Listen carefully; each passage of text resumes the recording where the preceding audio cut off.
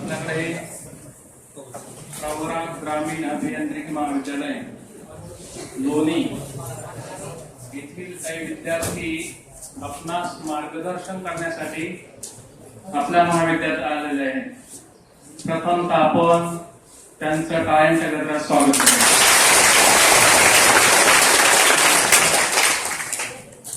यामध्ये मयूर गायकवाड, शुभम जोंधळे, आपल्याकडे जोंधळे मॅडम आहेत फिजिक्स विषयी, त्यांचे चिरंजीव असते, प्रज्ञा आवटी, अनघा वारकरे, मयूर आटोळे, शुभम सावळे, अतुल भोसले, अश्विनी विधाते आणि वीरेश, हे सर्व विद्यार्थी आपल्याला एका विषयावरती मार्गदर्शन करणार आहेत. त्यामध्ये निर्भया परिवर्तनाचे पहिले पाऊल. तर आपण सर्वांनी त्यांचं जे व्याख्यान आहे शांत चित्ताने ऐकायचं आहे आणि त्यांचं स्वागत आणि सहकार्य करायचं आहे.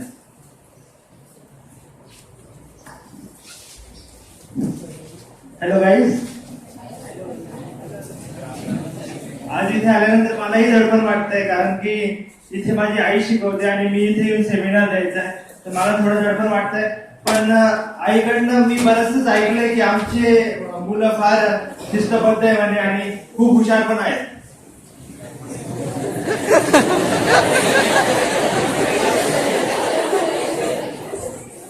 तर इथे यायच्या आधी याची पार्श्वभूमी कुठून चालू झाली तर 2012 डिसेंबर, तुम्हाला माहितच असेल, 2012 डिसेंबर 16 डिसेंबरला गँगरेप होतो दिल्लीमध्ये गँगरेप झाला आणि त्यानंतर कुठेतरी रेप केसेस वाढायला लागल्या. म्हणजे मागच्या 5 वर्षात तुम्ही पाहायला गेला तर rape cases from a zero count around 890 cases वर रजिस्टर्ड विदिन 5 years. सो इथे काहीतरी चुकतंय मित्रांनो, रेप केसेस एवढ्या वाढल्या का? आज आम्ही 3rd year मध्ये आहे आणि 2nd year ला असताना माझा मित्र मयूर गायकवाड आणि मी बसलेलो असताना असंच न्यूज वाचली आणि न्यूजपेपर मध्ये, अरे रेप केसेस फार वाढले, आपण काहीतरी केलं पाहिजे यासाठी. तर तिथून ही सुरुवात झाली आणि आज आम्ही तुमच्या समोर आहे. निर्भया परिवर्तनाकडे पहिलं पाऊल, Nirbhaya first step towards change. म्हणजे याची संकल्पना आम्हाला कुठून मिळाली तर I2I भाऊ COEP पुणे. तर I2I भाऊ म्हणून एक इन्स्टिट्यूट आहे. COEP माहित असेल तुम्हाला, इथले बरेचसे जे 12वीला असतील, सायन्स 12वी सायन्स, त्यांचं स्वप्न असेल की COEP मध्ये त्यांना शिकायचंय. COEP म्हणजे पुण्यातलं एक नावाजलेलं गव्हर्नमेंट कॉलेज आहे आणि तिथलीच ती इन्स्टिट्यूट I2I भाऊ म्हणून, जिथे आम्ही हा सोशल प्रोजेक्ट करतोय. मित्रांनो, म्हणजे इथे येण्याचा उत्साह नाहीये मला खंत वाटते की या शुभम जोंधळेला इथं येऊन स्त्री सबलीकरण, रेप केसेस याच्या सगळ्यावर मला सेमिनार द्यावा लागतोय. याच्यापेक्षा मोठं दुर्दैव नाही. कारण की when you think about rape cases or छेडछाड or something like that, you need to be sensitive about it. Because जेव्हा तुम्ही असं समजाल की माझ्या बहिणीवर काहीतरी अत्याचार होतोय, तेव्हा कुठेतरी बदल होईल. मला एकच सांगा की कोणी सैराट बघितलाय?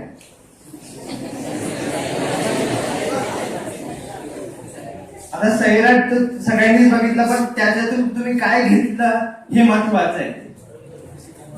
मला माहिती आहे की आपण म्हणजे मीही खूप मोठा नाहीये, मी तुमच्यापेक्षा 2-3 वर्षांनी मोठा असेल. तर आपल्या मनात काय येतं आणि काय घेत, म्हणजे त्या जो डायरेक्टर होता त्याला काय दाखवायचं होतं आणि आपण त्याच्यातून काय शिकलो यातच कुठेतरी चुकतोय. आपल्याला काय शिकलं पाहिजे मित्रांनो. आणि हे वाटू नका घेऊ की मी आज इथे आलोय आणि मी कुठेतरी पुरुषांनाच दोष देतोय, असं नाहीये. दोन्ही साईडनी जेव्हा एक पॉझिटिव्ह इंटेंट येईल तेव्हा कुठेतरी बदल घडेल.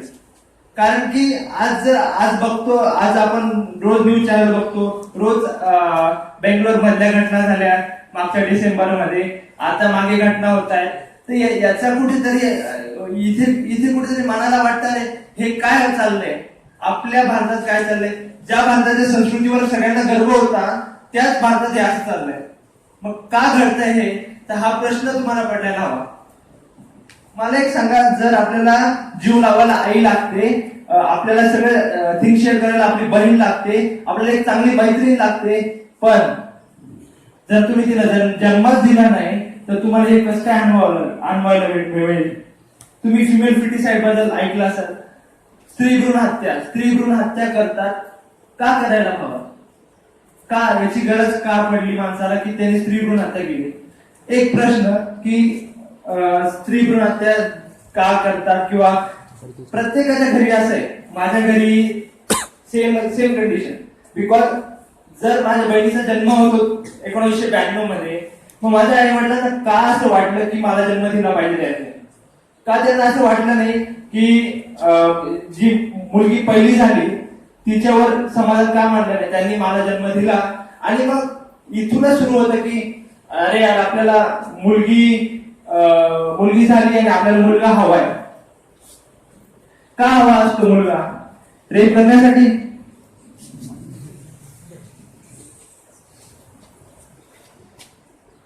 आणि म्हणे भारत सरकार 6,000 रुपये देतं म्हणे मुलीचा जन्म झाल्यावर. का मुलीवर सेल लागलाय का? नाही, भारत सरकारचं असंच आहे हो. कालचं बजेट बघितलं, सांगताना किती गर्वाने सांगतात 30% of the budget was for women safety. तुम्ही पैसे खर्च करताय ते पण वुमेन सेफ्टीवर. याची गरजच का पडली? कुठेतरी आपली मानसिकता अशी झाली आहे की ज्यांनी आपल्याला प्रवृत्त करतो की आपण हे केलं पाहिजे.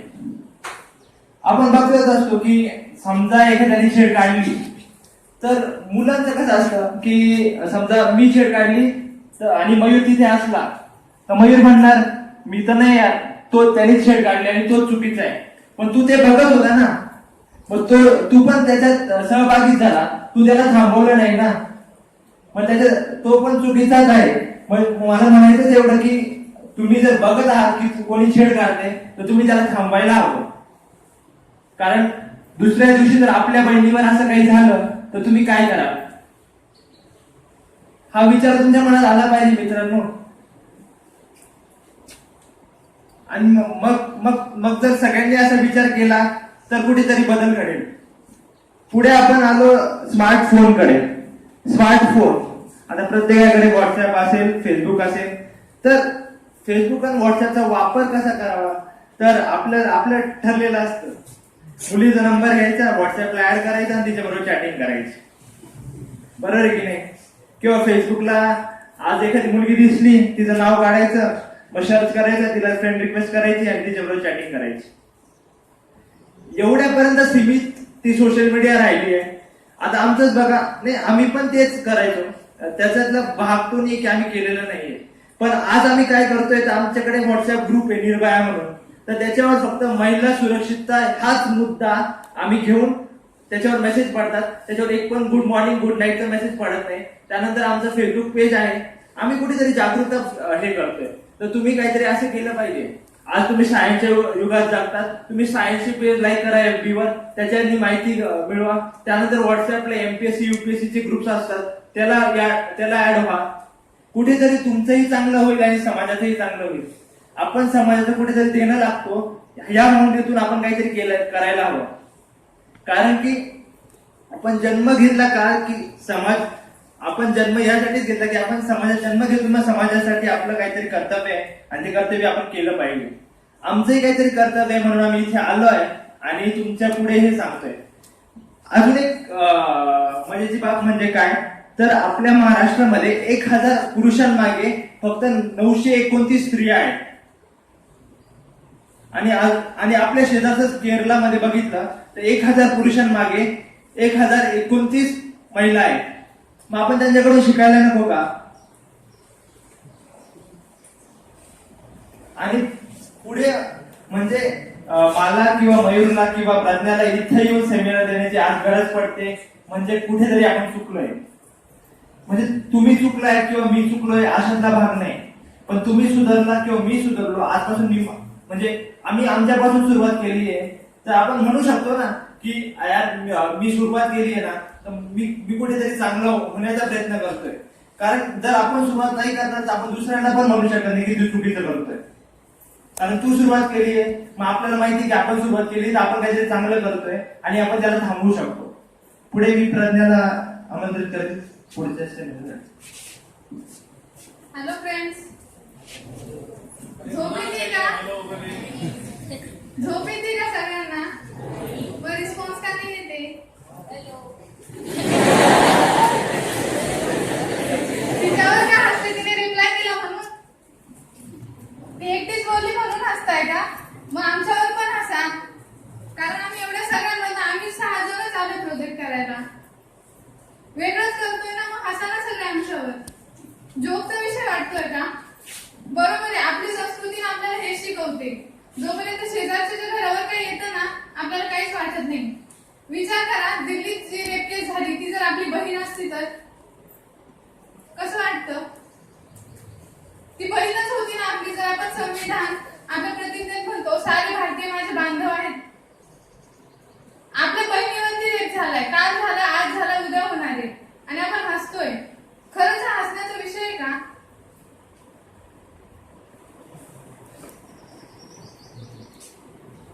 आता आपण असं हे शुभम म्हटला की आपली संस्कृती आपल्याला शिकवते, आपली संस्कृती महान आहे, मग आत्ता होतंय. तुम्हाला खरंच वाटतं की आत्ता होतंय? मग सीतेबरोबर झालं ते काय होतं? गोष्ट एवढीच आहे की तिचा रेप नाही झाला किंवा तसा उल्लेख नाहीये, पण सीतेबरोबर त्याच गोष्टी झाल्या ना. रावण पळून घेऊन गेला म्हणून रावण वाईट आहे, सगळ्यांना असंच वाटतं ना? बरोबर आहे ना? मग रामाने काय केलं तिच्या बरोबर? सीतेला एकटं सोडून दिलं वनवासात, जेव्हा तिला त्याची गरज होती. मग राम बरोबर होता का? आणि जर तो चुकीचा होता तर आपली संस्कृती चुकीच्या पुरुषांना का पोचते?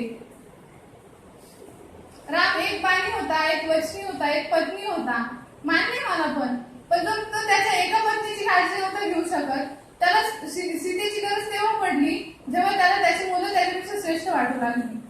बरोबर आहे ना? मान्य आहे ना? मला टीका नाही करायची आपल्या इतिहासावर किंवा आपल्या संस्कृतीवरती. मला तुम्हाला विचार करायला भाग पाडायचंय, कारण आम्ही तुमच्या प्रश्नांना उत्तरं नाही द्यायला आलो, तुमच्या मनात प्रश्न बनवायला आलोय आणि उत्तर तुम्हाला शोधायची त्या गोष्टींची. जेव्हा तुम्ही उत्तर शोधाल ना, तेव्हा परिवर्तनाचं खरं पाऊल एक पडणार आहे. आम्ही आमच्या प्रोजेक्टला नाव त्याच्यासाठी दिलंय, निर्भया परिवर्तनाचे पहिले पाऊल. कारण आम्हाला नाही परिवर्तन करायचंय, आपल्याला परिवर्तन करायचंय सगळ्यांना मिळून. तुमचा काय विचार आहे? बदल होणार की नाही? हा रिप्लाय सुद्धा मुलींकडनं येतोय. मुलीने मुलांवर रेप करत त्याने होणार हसण्याची गोष्ट नाही. तुम्ही ऐकलंय का कुठं 6 मुलींनी मिळून एका मुलाचा गँग रेप केला? आली का कुठं बातमी? मी स्पष्ट बोलते म्हणून जास्त वाटतं ना कशी मुलगी, म्हणजे टीव्हीवरती बातम्या पाहताना छान वाटतं. आपल्याला तर सवय झाली या बातम्यांची. जर बातमी नाही ना आली तर बहुतेक लोक असे असते त्यांना चुकचुक लागते, यार न्यूजपेपर खूप नॉर्मल दिसतोय, काही दिसत नाही यार. कारण आपल्याला सवय झाली रेप केसेस वाचायची, ऐकायची. आपल्याला माहितीये आता काहीतरी होणार. आपण उद्या ना गेटवे ऑफ इंडिया समोर 4 मेणबत्त्या जाळायच्या. मेणबत्ती कंपन्या जे सुरू करतात, मला तर आता तेच वाटतं इंजिनिअरिंग करून मेणबत्त्यांची कंपनी टाकून द्यावी, खूप फायदा आहे. आपल्या देशात रेप बंद होणार नाही, मेणबत्त्या जाणं बंद होणार नाही. बरोबर आहे ना? आपल्याला चेंज व्हायचंय की नाही? झाले. बरोबर आहे. जोपर्यंत आपल्या घरात गोष्ट नाही येत ना, कोणालाच काहीच वाटणार नाही.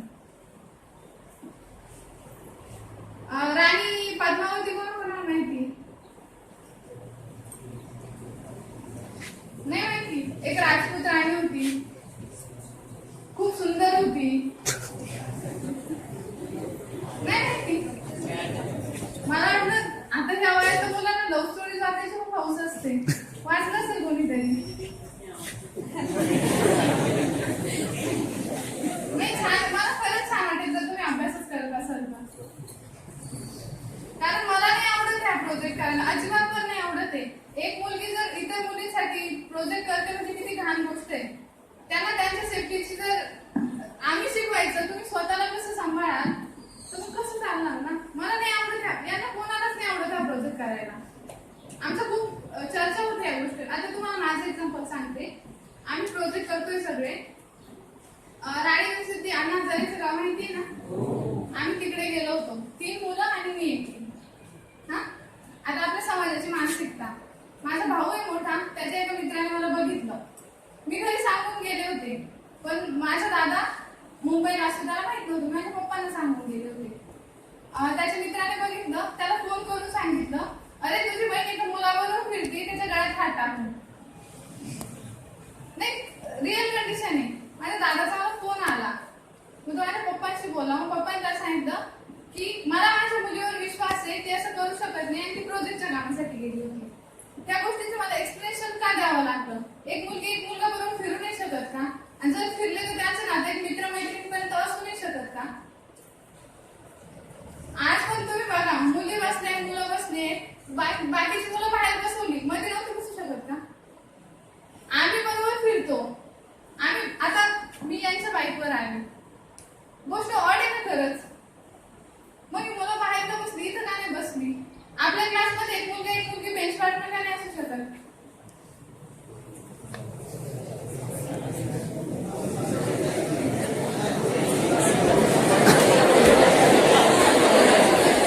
नाही, गोष्ट हसण्याची नाहीये, विचार करण्याची.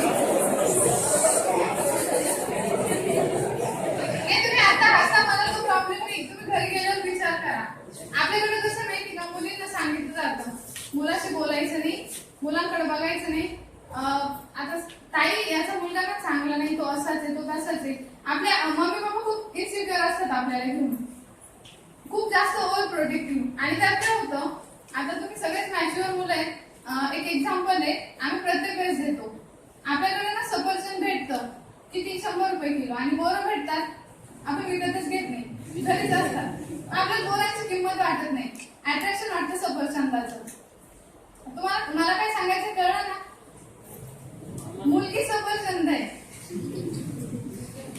कन्सिडर करा, मुलगी सफरचंद आहे. सायन्सलाच आहे ना तुम्ही सगळे? सगळे का? बरं, हा 10वीला झालंय ना न्यूटन्स लॉ?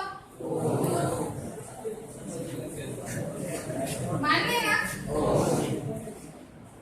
मग कधी बदलणार आहे आपले विचार मुलीच्या बद्दल?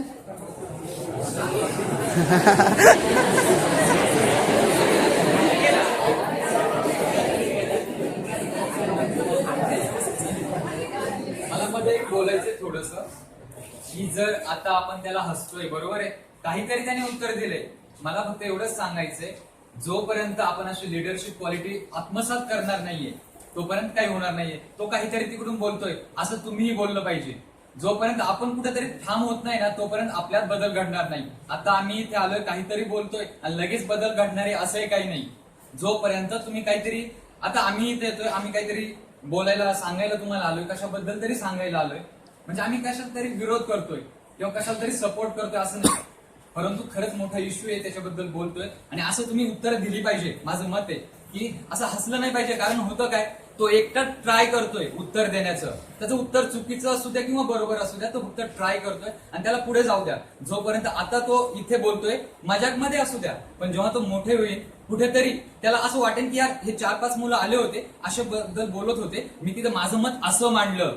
घरी जाऊन तो असंच सांगेल, मी माझं मत असं मांडलं, मला असं व्हायचं, तेव्हा कुठेतरी बदल घडणार आहे. पुढे कंटिन्यू करेल, मी नंतर बोलणार आहे. आम्ही एका ठिकाणी सेमिनार दिला होता. आम्ही मुलींना विचारलं होतं तुम्हाला काय प्रॉब्लेम फेस करायला लागतात. तर एका मुलीने सांगितलं होतं, माझी आई सांगते की गावाच्या चौकातून जाताना खाली मान घालून जा.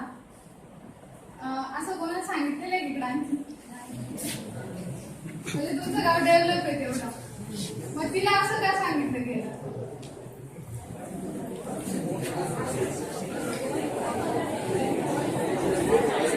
नाही ना उत्तर, माझ्याकडे पण उत्तर नाही. एक वेळ असं होतं, मला पण सांगितलं गेलं होतं.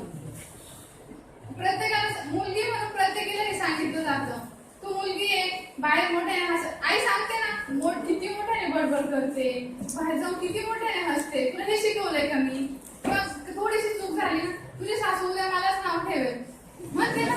सगळ्यांच आई म्हणते. यांना कधी म्हटलंय का? तुम्हाला कधी आई म्हणते का काय बाहेर जाऊन नाटक करतो, तुझी सासू उद्या मला काय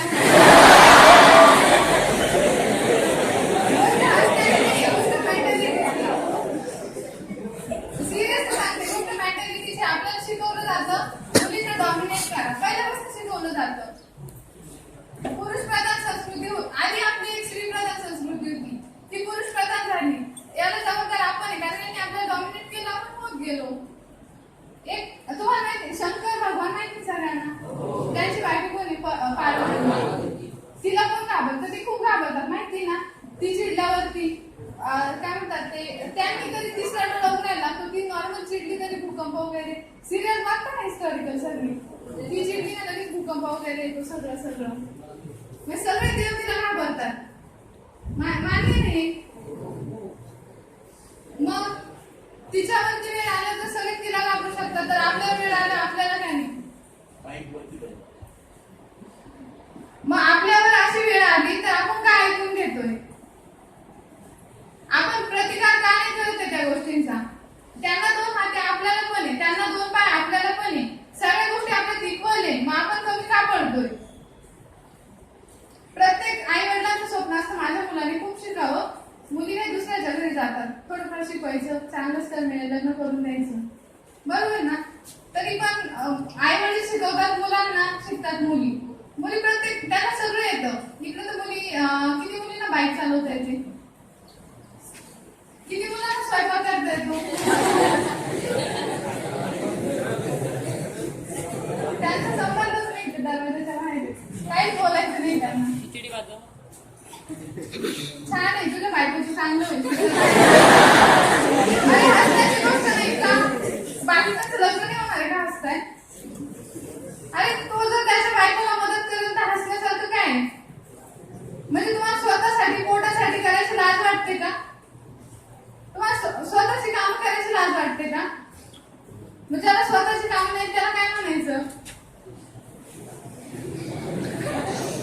त्या सगळं करतात, मुली शिकल्या ना जॉब पण करतात, घर पण सांभाळतात, त्या ऑलराऊंडर आहे. मग जी व्यक्ती जिला सगळं येतं ती तुमच्याबरोबर लग्न का करेल.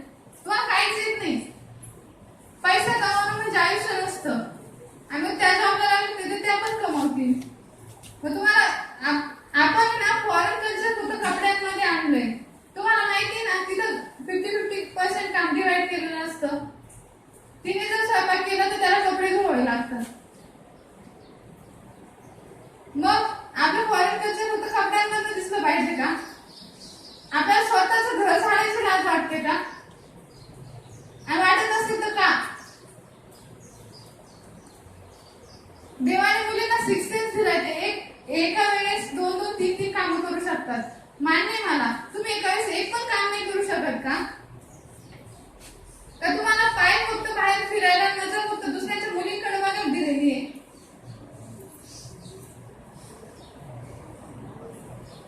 जाऊ द्या, मला या गोष्टींवर बोलायचं नाही, मला फक्त एवढंच बोलायचंय, तुम्ही तुमची मेंटॅलिटी, तुमचे विचार बदलावेत मुलींकडे बघण्याचे, कारण मुलींना आपल्याला पण असते. कसं वाटतं जर मी एखादा मुलगा आला तुमच्या बहिणीला म्हटला, आईला काय माल दिसते, काय टाऊट आयटम आहे, कसं वाटतं, वाईट वाटतं ना. मग आपण दुसऱ्याच्या बहिणींना बोलतो तेव्हा आपण पण बोलतो नॉर्मली रस्त्यात जाताना, मान्य ना. कोणी बोलतो, मी पाहिलेलंय, माझ्याबद्दल बोललेली लोक. बसमध्ये मुलींना खूप त्रास होतो, अशी एका मुलगी नसेल की जिला कधीच कोणी त्रास नाही दिला. नॉर्मल कोणी तरी त्रास करतच, मान्य आहे मला. असेल कोणी अशी जिला कधीच त्रास नाही दिला, तिने मला बोलून दाखव. किती नाही म्हटलं तरी, किंवा आपल्याला असं वाटतं की मी 100% सेक्युअर आहे, कोणीच नाहीये.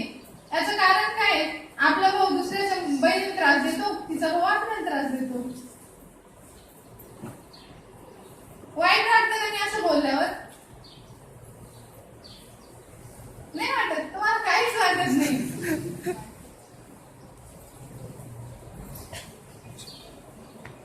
मला ना तुमच्या माझ्याकडे चलबिचल नाही निर्माण करायची, फक्त तुम्हाला विचार करायला भाग पाडायचे या गोष्टींवरती.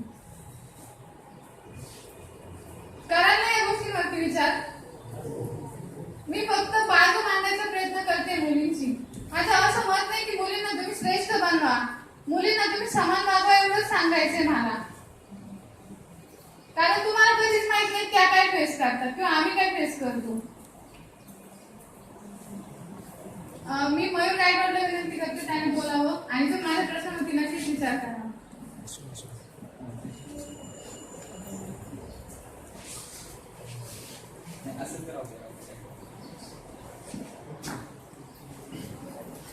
हॅलो, निर्भया परिवर्तनाकडे पहिलं पाऊल हा आम्ही मुलींच्या सुरक्षिततेसाठी सबलीकरणासाठी केलेला प्रयत्न आहे. पण पहिला प्रश्न माझ्यासारख्या मुलाच्या मनात येतो, यार खरं आम्हाला असा प्रोजेक्ट करावा का लागतोय? माझ्या मैत्रिणीने सांगितलंय की आम्हाला लाज वाटते. लाज नाही वाटत आहे, पण मुलींसाठी असं काहीतरी करायला लागतंय ना, शरम वाटते. लाज आणि शरम, हा लक्षात ठेवा, लाज आणि शरम मध्ये मिनिंग सेम वाटतो पण खूप मोठा डिफरन्स आहे. तर निर्भया परिवर्तनाकडे पहिलं पाऊल I2I भाऊ COAP पुणे यांच्या संकल्पनेअंतर्गत आम्ही हा एक प्रयत्न चालू केलाय की खरंच भारतातली स्त्री सुरक्षित आहे का? मग असे प्रश्न निर्माण होतात. महिला सबलीकरण, महिला सक्षमीकरण आणि महिला सुरक्षितता. मी एका मुद्द्यावर तुमच्याशी थोडं बोलणार आहे. पहिला मुद्दा मांडतोय महिला सुरक्षितता. जर पाहिलं, शुभमने मागाशी सांगितलंय की 2012 साली दिल्लीतली ती घटना घडली, मागच्या वर्षी कोपर्डीतली घटना घडली आणि माझ्या देशातली माझी एक ताई पुन्हा एकदा बळी ठरली. अरे ही पाळी आमच्यावर येतेय, माझ्या देशातल्या प्रत्येक ताईवर येतेय. मग खरंच माझ्यासारख्या पुरुषाने, माझ्या समाजाने खरंच आपली मानसिकता एवढी ढळलेली आहे मानसिकता त्यांची, असा प्रश्न आपल्या मनात तरी निर्माण व्हायला पाहिजे. मागाशी सरांशी बोललो, ह्याच मुद्द्यावर बोलत होतो की सर नक्की आम्ही हा प्रयत्न करतोय, पण याच्यासाठी सर म्हणे नक्की काय करायचंय तुम्हाला? तर आम्हाला तुमची मानसिकता बदलायचा प्रयत्न करायचा आहे. बाकी कितीही आम्ही असे सेमिनार दिले, एखादा स्ट्रीट प्ले केला किंवा काहीतरी तुम्हाला सांगितलं, बदल घडणार नाहीये जोपर्यंत तुम्ही स्वतःला बदलत नाहीये. जोपर्यंत आम्ही आमच्या स्वतःला बदलत नाहीये तोपर्यंत बदल घडणार नाहीये. मी ऐकलंय छत्रपती शिवाजी महाराज की हा शब्द म्हटला की सगळ्यांच्या तोंडून की जय असा शब्द बाहेर पडणार आहे. बरोबर आहे? छत्रपती शिवाजी महाराज एकदा कुणी म्हटलं एवढा मोठा बदल घडतोय. पण माझ्या ताईवर, पण त्या छत्रपती शिवाजी महाराजांची एक कथा तुम्हाला सांगायची आहे. छत्रपती शिवाजी महाराज जेव्हा राज्य करत होते तेव्हा कल्याणच्या सुभेदाराची गोष्ट ऐकली आहे सगळ्यांनी. कल्याणच्या सुभेदाराने एक राज्य जिंकलं, तिथली त्याची सून पळून आणली आणि महाराजांना ती हे केली, आपण म्हणतो ना गिफ्ट देतो, तशी सादर केली. तेव्हा महाराज म्हटले, महाराजांचं वाक्य आहे, खरंच ती स्त्री खूप सुंदर आहे, खरंच ती स्त्री खूप सुंदर आहे, पण ती जर माझी आई असती ना मी पण तसा सुंदर दिसलो असतो. मग माझ्या महाराजांचे विचार असे आहेत, मग माझ्या मावळ्यांचे का नको? मी माझ्या महाराजांची नगरमधली एक घटना नेहमी सांगतो. एकदा आवाज दिला होता नगरमध्ये, एवढा मोठा क्रांती मोर्चा झाला, 7 लाखाची पब्लिक त्या रिंग मध्ये होती आणि गदारोळ झाला. सगळी इकडे तिकडे पळायला लागले. ते उठल्यानंतर फक्त एक जण स्टेजवर येऊन बोलला, छत्रपती शिवाजी महाराजांची आण आहे तुम्हाला, तुम्ही खाली बसा. आणि तो आवाज ऐकल्यानंतर 7 लाखाची जी जनता होती ती खाली बसली होती. आणि मला सांगायला मला आवडतं की तिथं पूर्ण चिखलगाळ होता, पाऊस कोरून पडत होता, तरी त्या चिखलात पडली. एवढी माझ्या महाराजांची कीर्ती आहे, एवढी आपण महाराजांना मानतो, मग महाराजांसारखा आचार का नाही करत? महाराजांचे विचार आपल्याला चांगले वाटतात, पण असं का करत नाहीये? एक छोटीशी घटना सांगायची आहे. आम्ही 1 महिन्यापूर्वी अशी ट्रिपला गेलो होतो, हरिश्चंद्रगड माहितीये? हरिश्चंद्रगडला गेलो तिकडे, पण यायला थोडासा उशीर झाला. 4 मुलं होती, 5-6 मुली होत्या. एक गाडी करून गेलो होतो, यायला थोडासा उशीर झाला. जास्त उशीर नाही म्हणता येणार, 12-12:30 नव्हते झाले, 8-8:30ची घटना असेल. पण तुम्हाला सांगतो की आमच्या इकडे हॉस्टेलला अशी आहे की 6च्या आत म्हणतात ना, 7च्या आत घरात, तसे 6च्या आत मुली आत पाहिजेत. तोपर्यंत मग ते जर नाही आल्यात त्यांना लेखी द्यायला लागते किंवा परमिशन घ्यायला लागते घरच्यांची. मुलींनी परमिशन काढली होती, पण लेट येईल याची परमिशन नव्हती, कारण आम्हाला वाटतं लवकर येईल. पण आम्ही थोडस लेट झालो. पण जेव्हा आम्ही लेट झालो, घरच्यांना त्यांना फेस करायला लागणार आहे की घरच्यांना फोन करून सांगायला लागणार आहे की पप्पा आज आम्ही लेट झालोय, आम्ही 4-5 मुलांबरोबर फिरायला गेलो होतो. ते सांगायची सुद्धा त्या मुलींची हिंमत झाली नाही. का?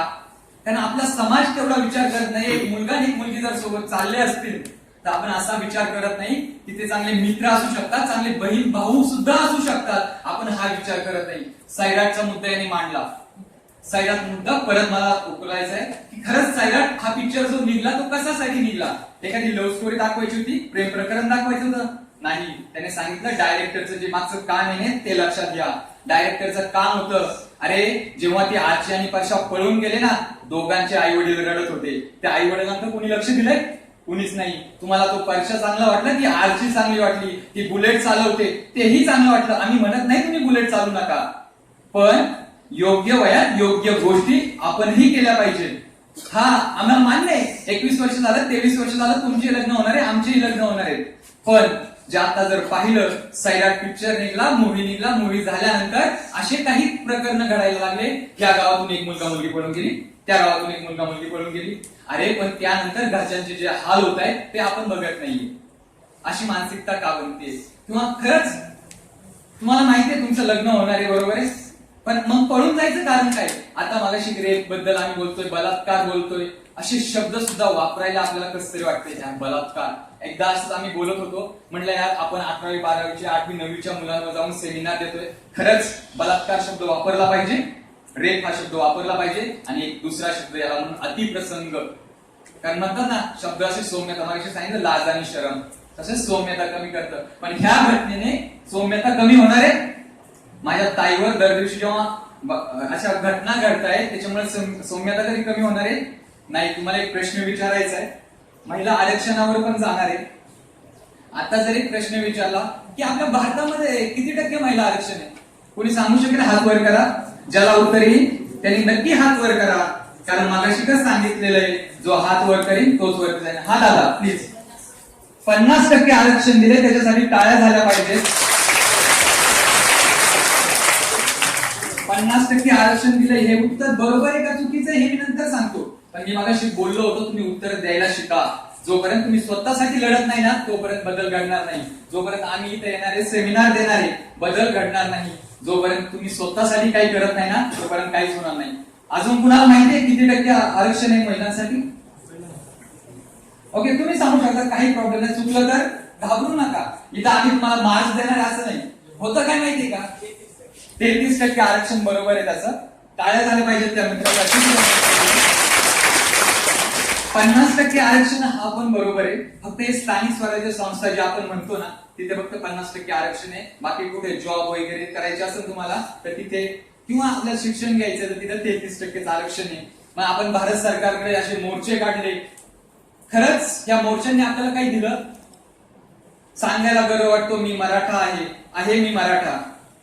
नगरच्या मोर्चाला मीही गेलो होतो, पण खरंच काय आउटपुट भेटलं? काहीच आउटपुट अजून तरी नाही. 6 महिने ते जे म्हणतात ना, पोलीस स्टेशनला फिर्याद लिहायला लागते, ते चौकशी करायला लागते, 6 महिने त्याच्यासाठी गेले. मोर्चे निघाले, म्हणतात नगरचा मोर्चा सर्वात मोठा होता, नगरचा मोर्चा सर्वात मोठा होता. पण नगर मधल्याच ताईवर अत्याचार झाले होते, आणि त्याच नंतर 2 महिन्यानंतर परत पाथर्डीसाठी घटना घडली, आणि परत नगर जिल्हा शर्मेने झुकला. असं का होतंय? मोर्चे काढून खरंच काय होणार आहे? मी म्हणतो मोर्चे काढू नका, स्वतःला बदला. अजून एक मुद्दा आहे आम्ही जो मांडतो, महिलांना आरक्षण नकोय, महिलांना आरक्षण नकोय, त्यांना संरक्षण पाहिजे. जर संरक्षण दिलं तर आरक्षणाची गरज कधीच पडणार नाही. अजून एक मुद्दा आम्ही नेहमी सांगत असतो, निर्भया टीम आहे आमची. निर्भया हा जो टॉपिक आम्ही निवडला, किंवा नाव निर्भया दिलं टीमला, काय दिलं असेल की आम्हाला अशा मुली घडवायच्या की ज्या कशाला घाबरणार नाही, पुढे अत्याचार वाढत चालला असेल लगेच आवाज करेल, दादा हा मला त्रास देतोय, मला वाचव. अशा मुली घडवायच्या, म्हणून निर्भया. मग काहीतरी आता सांगत होतो मी, काय सांगत होतो? या आधी ह्या मुद्द्याकडे जायच्या आधी मी तुम्हाला एक गोष्ट सांगत होतो. कोणती? कसली? प्लीज. नाही म्हणजे तुम्ही कुठंतरी बोर होताय त्याचा अर्थ आम्ही काहीतरी बोलतोय ते तुम्हाला ऐकायचं नाही, घरी जायचंय का? आम्ही थोडाच वेळ घेणार आहे तुमचा. तर एक दुसरा मुद्दा अजून एक मांडून घेतो याच्यातच. कुणाला हे माहितीये, महाराष्ट्रात एक अशी महिला होऊन गेली, तिने 33 वर्ष महाराष्ट्रावर सत्ता गाजवली. त्या महिलेचं नाव कुणाला माहितीये? कोण सांगू शकता? अहिल्याबाई होळकर. अहिल्याबाई होळकर अशा होत्या की ज्या स्त्रीने ते राजांना पण जमलं नाही कोणत्या की 33 वर्ष राज्य चालवलं शिवाजी महाराज संभाजी महाराज झाल्यानंतर. त्यांचं हे झाल्यानंतर जे सत्ता मराठा सत्तेची सांभाळली गेली ती अहिल्याबाई होळकरांनी सांभाळली असं म्हणतात. मग असं जे आता आपण हे बोलतोय बरोबर आहे, आरक्षणाचा मुद्दा झाला. लिंग गुणोत्तराचं एक त्याने मागाशी सांगितलं. लिंग गुणोत्तराचं प्रमाण काय सांगितलं होतं याने? भारतातलं प्रमाण काय सांगितलं होतं? ऐकत नाहीये. ओके, महाराष्ट्रातलं प्रमाण आहे. महाराष्ट्रातलं प्रमाण काय आहे? 1000 पुरुषांमागे 929 स्त्रिया. भारतातलं प्रमाण जर पाहिलं 940. किती? आणि एकाला अपवाद म्हणून फक्त एक घटना आहे केरळ राज्यातली, तिथे 1084 स्त्रिया आहेत. मग आपण असं म्हणतो, असं रोडने चाललेला असतो, घरी आजोबा असतात, आजी असते. आजी म्हणते माझ्या दादाचं लग्न का होत नाही? तुझ्या दादाचं लग्न होईल कसं? तू तिला मुलीला जन्माला येऊन देत नाही. आता कसं असतं घरच्यांनी की हे बाग सुनेचं नाव सुमे बरं का, हे बाग सुमे पुढे जर मुलगी जन्माला आली तर तुला सांगतेच. तू काय सांगते? तू काही सांगू नको.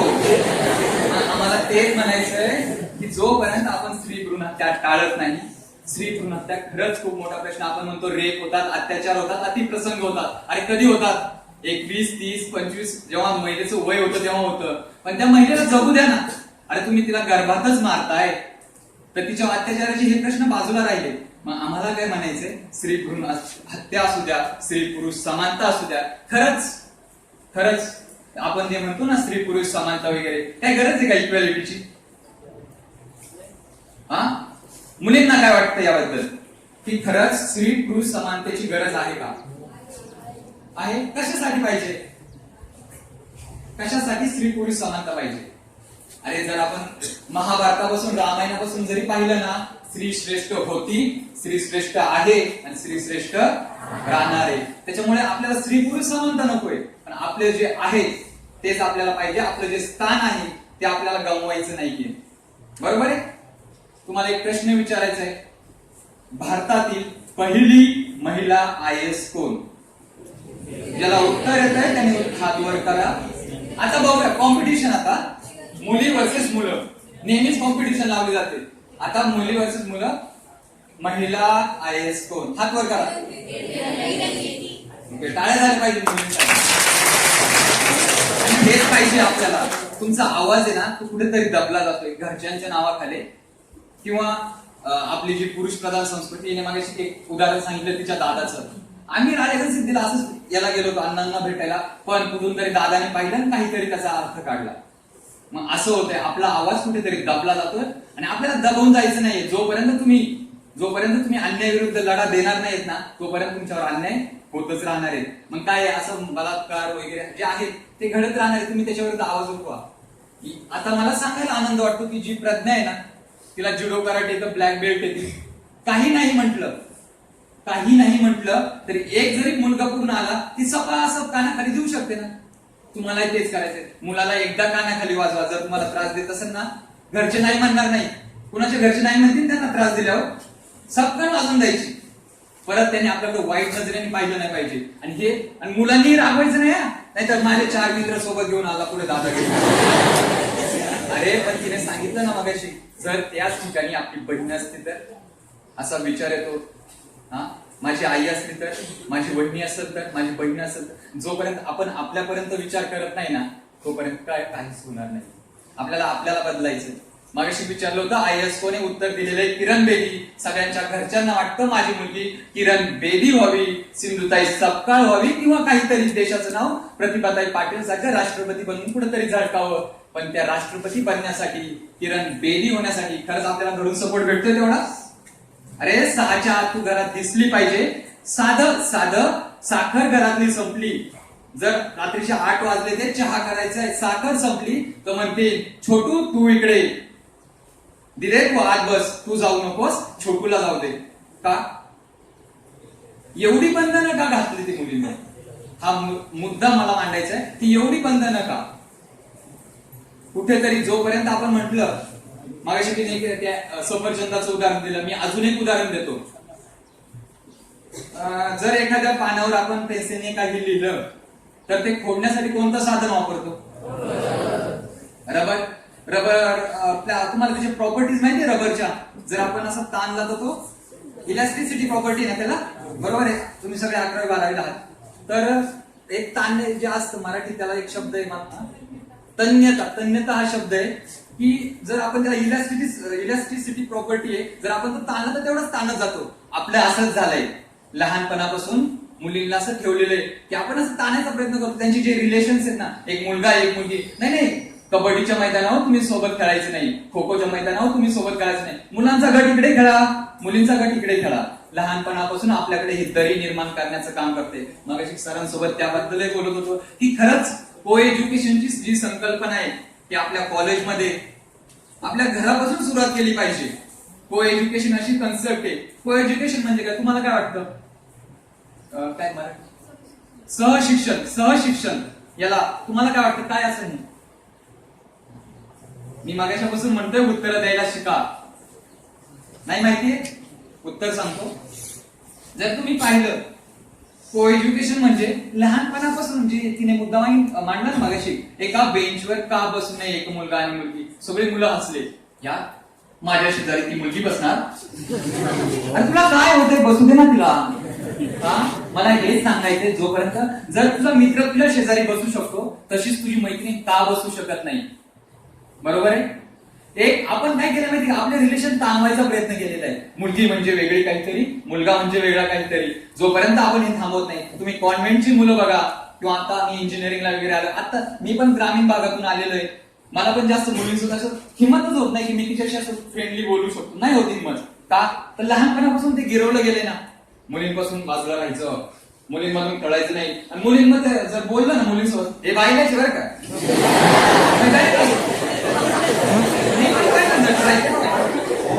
नाही हसलं पाहिजे, जोक होता, पण खरंच आहे. मी आता झालं काय, मी 7वी 8वी पर्यंत होतो, 10वी पर्यंत होतो, माझ्या बहिणींसोबत असायचो, कॉलेजमध्ये जाताना बहिणींसोबत असायचो, तिच्या मैत्रिणी असायचं, बोलायचो. तुम्हाला झेले पाहिलंय, कॉलेजमध्ये जाताना हेच करतो. पण खरंच असं म्हटल्याने होतं काय माहिती का, तेव्हापासून मी बाजूला राहण्याचा प्रयत्न केला. मुलींमध्ये जायचं नाही, मुलींपासून लांब राहायचं. माझी अजून पण नजर असं मुलींकडे बघण्याची जी नजर पाहिजे सरळ, तिच्या डोळ्यात डोळे घालून बोललं पाहिजे, ती होत नाही. आणि तुमचं काय झालं माहिती का, मुलगी कुठून आली, खाली मान घालून बसा, मुलगी कुठून आली, खाली डोळे बघा, मुलगा कुठून आला, मुलींना तेच शिकवलं जातं, घरच्यांनी सांगितलेलं असतं. मुलांसोबत जास्त बोलायचं नाही, कामापुरतंच बोलायचं, जेवढं पाहिजे अभ्यासाच्या नोटबुक घेऊन यायच्या, जास्त बोलायचं नाही. पण जोपर्यंत आपण ही मानसिकता बदलत नाहीये, थोडं विनोदी बोलतोय का मी, नाही बोललो पाहिजे. कारण कसं आहे, मी जर तुम्हाला आता मला सांगायचं आहे, मग होतं काय, तुम्ही अजून बोर होत जाणार आहे. त्याच्यामुळे थोडस विनोदी पद्धतीने नेण्याचा प्रयत्न करतो. तर आमचे मुद्दे होते महिला सुरक्षितता, महिला सबलीकरण आणि महिला सक्षमीकरण. हे मुद्दे मी मांडत होतो. एक घटना सांगणार आहे अजून एक. जर तुम्ही पाहिलं व्हॉट्सअपला बरेच जण असतील, त्याला ती घटना पण आलेली आहे. घटना अशी होती, माझी एक ताई, आपल्यातलीच एक ताई सपोज कुठेतरी संगमनेरला जॉब करतीये. जॉब झाला, पण आज जास्त काम होतं म्हणून लेट झालं. 8:30, 8, 9, 10 वाजले ते, सपोज 10 वाजले ते. आणि असा विचार करा, तिला इथून घरी आश्वीवरून तिला निमगाव जायचा जो फाटा आहे तिथं उतरली येते, तिला इथून इथं यायचंय. तिच्या मनात 10ची वेळ आहे आणि सगळा अंधारच असतो, बरोबर. आपल्याकडे ग्रामीण भागी लवकर सगळे होतात. सपोज असा विचार करा, असा अजून करा की माझी ताई तिथं आलीये, उतरलीये, रात्रीची वेळ आहे, 10:30 वाजताय, आणि अशा वेळेस माझी ताई तिथं उतरलीये. सांगतो मी सगळीकडं, तिच्या मनात धगधग वाटतेय, खरंच मी सुरक्षित आहे, जर माझ्यावर अतिप्रसंग झाला तर मी काय करेन. अशी धगधग वाढत असताना जर तिथे एक पुरुष आला, एक मुलगा आला, तिच्या मनातली जी तडफड आहे ना ती अजून वाढेल.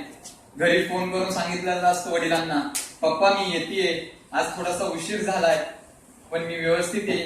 पण जेव्हा त्या मुलाला बघतीये, आतून घाबरलेली, पण जेव्हा तो मुलगा तिच्या जवळ येईल आणि म्हणाल, ताई घाबरू नको, जोपर्यंत तुला तिथून गाडी भेटत नाही तोपर्यंत मी इथं उभा राहतो, ती घाबरणार आहे का?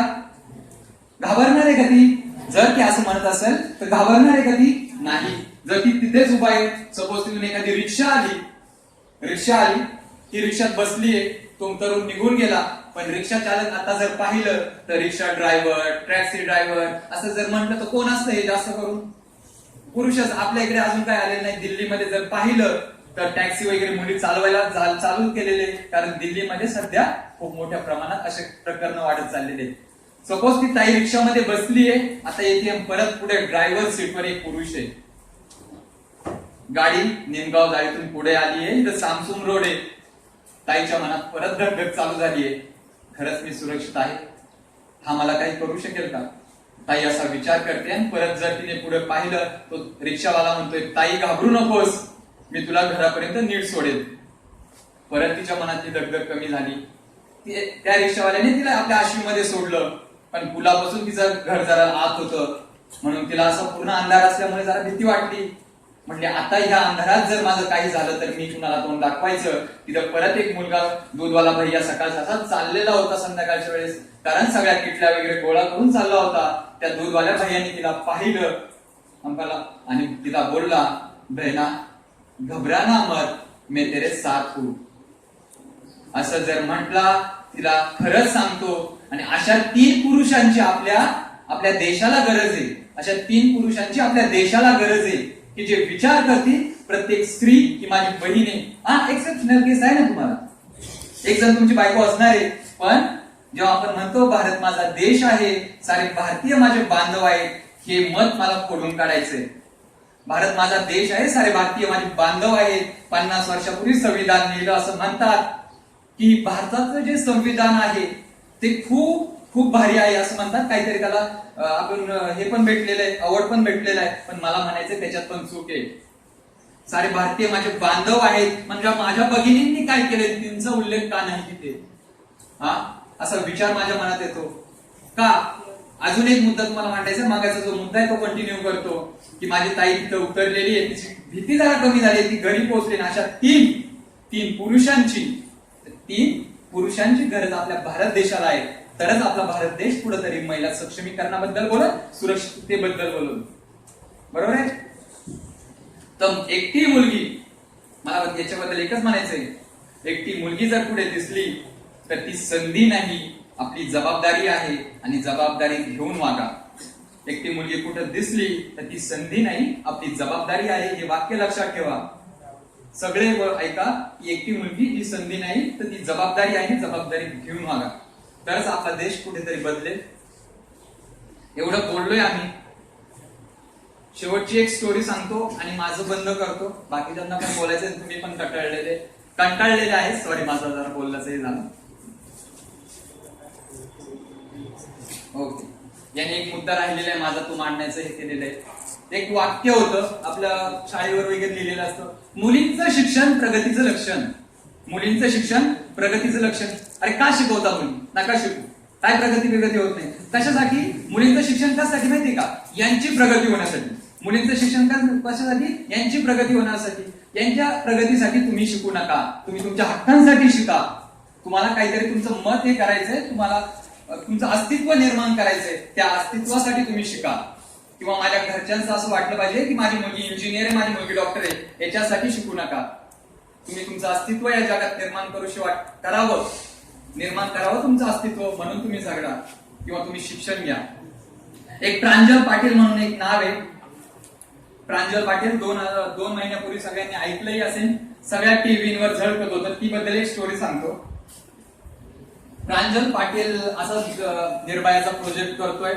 2-3 महिन्यापासून विचार चालले होते, यार निर्भया करतोय, मुलींची सेफ्टी हे ते. जरा डोक्याला ताण आला, म्हणलं चला घरी जाऊ. घरी गेलो, न्यूज चॅनल लावले. सलग 2 दिवस प्रांजल पाटील टीव्हीवर नाव झळकत होतं.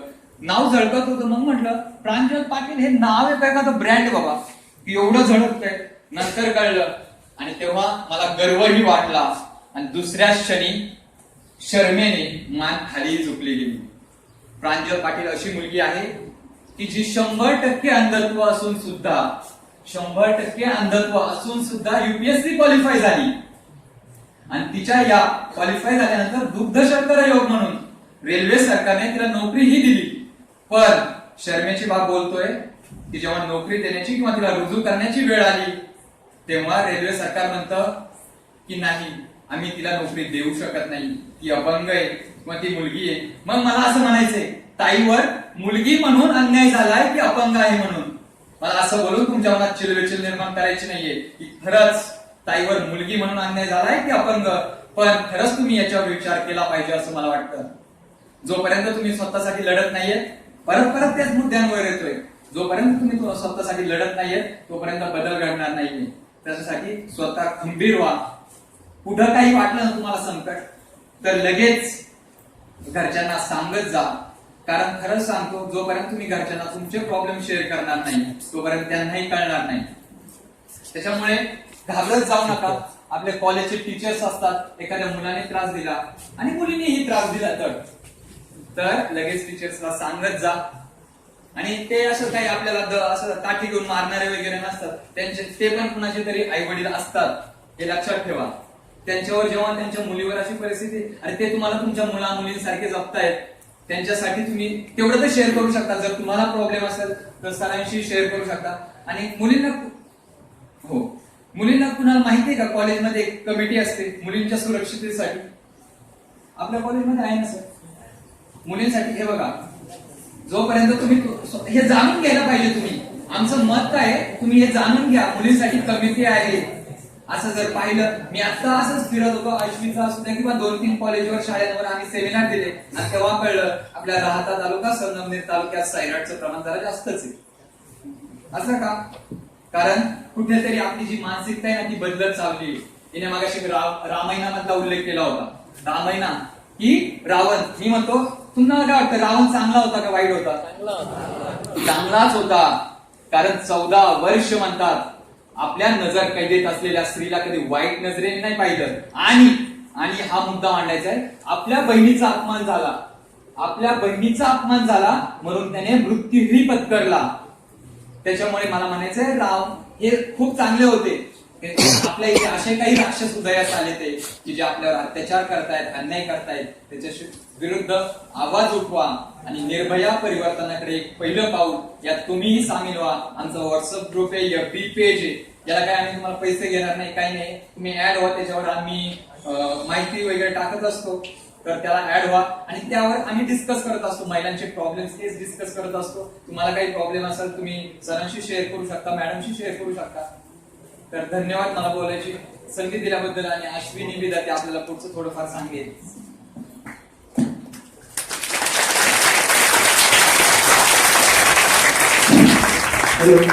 मला एकच एक्झाम्पल द्यायचं होतं, महिलांना शिकवायला का पाहिजे. तर तुमच्या पुढे एक एक्झाम्पल आहे, तुम्ही त्यांना रोज भेटता, अर्थात जोंधळे मॅडम.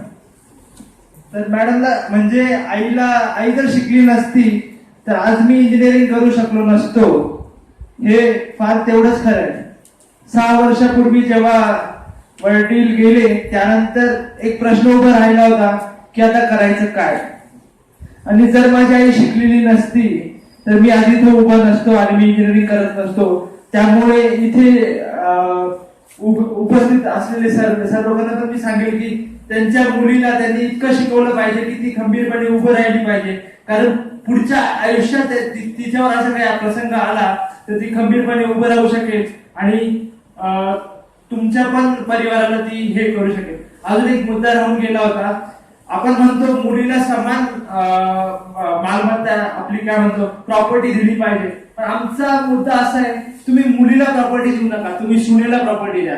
सुनेला प्रॉपर्टी द्या, कारण सुनेला जर प्रॉपर्टी दिली तर ती तिच्या सासू सासऱ्यांचा सांभाळ एक चांगल्या पद्धतीने करू शकेल आणि सगळे सुखी राहतील. धन्यवाद. मित्रांनो, बोर तर नाही होते ना? जरी झालं असलं तरी पण आपला विषय असा आहे की आता ती काळाची गरजच बनलेली आहे. मुलींवर वाढणारे अत्याचार, एक तर आपल्या भारताला एक इतकी छान संस्कृती लागली आहे, पण महिलांवर होणारे अत्याचार बलात्कार हे तर आपल्या संस्कृतीला कलंकच म्हणावं लागणार आहे आपल्याला. आणि तुम्हाला मी ते सांगायचे म्हणजे आता याने सांगितलं आपल्या कॉलेजमध्ये कमिटी आहे, तर व्हॉट्सअप सगळ्यांचा आता सगळे अँड्रॉइड मोबाईल वापरतच असाल ना, भरपूर मुलं मुलींकडे असतीलच. तर मित्रांनो, फक्त एक रक्षा आणि लोकांनी प्रतिसाद हे ऍप चालू केलेले आहे. त्याच्यामध्ये तुम्ही ते ऍप डाउनलोड करून ते जे ऍप ते डाउनलोड करून त्यानंतर आपलं जे जीपीएस लोकेशन आहे ते आपल्याला साथ ठेवावं लागतं. त्यानंतर त्याची माहिती जेव्हा आपण समजा संकटात आहे किंवा कोणत्या दुसऱ्या निर्जन स्थळी तर मग आपल्याला त्याचा उपयोग करू शकतो. आपण त्यावर जर नुसतं क्लिक जरी केलं तरी त्याची इन्फॉर्मेशन आपल्या घरच्यांना आणि जवळपास असलेल्या पोलीस स्टेशनला जाते. आणि यासारखे ऍप्स आहेत ज्याची माहिती आपल्याला पण नसते. हे जे रक्षा ऍप आहे त्यात काय करायचं असतं की हे समजा क्लिक केलं आपण तर त्याच्यात फक्त एवढंच करायचं, हे तुमची माहिती त्याच्यात द्यायची असते, तुमचा नंबर आणि तुमच्या 3 पालकांचा नंबर द्यायचा असतो त्याच्यात, आणि तुमचा नंबर तिकडे सेव्ह होऊन जातो पोलीस स्टेशनला. मग तुम्हाला एकच क्लिकवर फक्त एक क्लिक केलं का तुम्ही याच्यावर एक क्लिक करायचं आणि एक क्लिक केल्यानंतर तुमचा एक मेसेज तुमच्या 3 पॅरेंट्सला ज्यांचा नंबर तुम्ही इथे सेव्ह केलाय त्यांना जातो आणि जवळचं जे पोलीस स्टेशन असेल त्यांना जातो आणि ते लगेच कारवाई होते. त्याच्यामुळे तुम्ही अँड्रॉइड मोबाईलचा वापर अशा पद्धतीने करू शकता. हे ऍप्स आहेत सगळ्यांना माहिती आहे पण कोणी वापर करत नाहीये. त्यामुळे आम्ही इथे ह्या तुम्हाला सांगतो तर त्याचा वापर तुम्ही केला पाहिजे. जर तुमच्या बरोबर काही प्रसंग झाला तर तुम्ही याचा वापर केला पाहिजे. मित्रांनो, तुम्ही दिल्लीचं निर्भया प्रकरण पाहिलं किंवा आपल्या इथेच नगरमध्ये झालं कोपर्डी प्रकरण पण पाहिलं. पण पहा ना, आपल्यासारखीच म्हणजे माझ्यासारखीच ती मुलगी तिचे आता मी जसे स्वप्न पाहिले तसे तिचे पण स्वप्न असणार. पण पहा ना, फक्त एका दिवसात काय झालं, तिचं होत्याचं सगळं नव्हतं झालं आणि ती आपल्या आयुष्याला गमावून बसली. तर आपल्या म्हणजे मुलांना आपली छोटीशी चूक एका मुलीचं आयुष्य उद्ध्वस्त करू शकते. ते वेगळेच प्रकरण झाले. पण तुमचं नुसतं छेडखानीने सुद्धा आपण समाजात असे खूप सारे उदाहरण पाहतोय की छेडखानी पेपरला तर रोजच बातम्या येत आहेत की ह्या मुलीने छेडखानी झाली त्यामुळे तिने आत्महत्या केली. तर